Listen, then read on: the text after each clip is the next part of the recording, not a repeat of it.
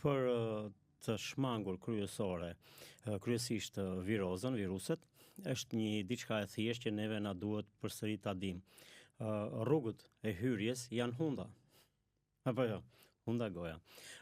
Përfundimisht duhet të theksoj se për të mbajtur të pastra rrugët e hyrjes, hundët, është e nevojshme që disa herë në ditë kur të shplajmë hundët, i shplajmë dhe nëse na kap një grip, një viroz, të shplajmë ato me ujë me krip.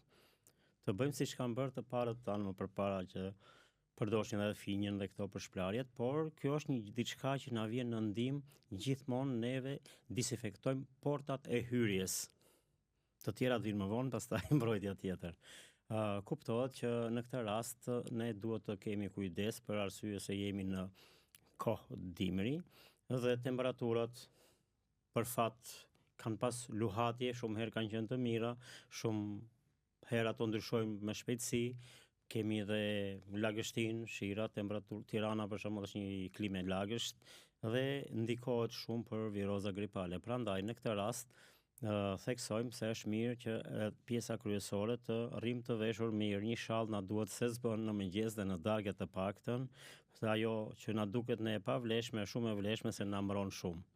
Por duhet të theksoj që kemi një pjesë të fëmijëve të vegjël që duhen ruajtur më shumë. Ata duhet të kenë kujdes, prindrit e tyre, që të përdorin lulen e shtogut, por njëkohësisht të ruajnë ata. Lule e shtogut është një lule e cila është antivirale, antibakteriale dhe kjo është përdorur që në lashtësi edhe nga priftërinë për shpërtu popujt edhe nga mortaja.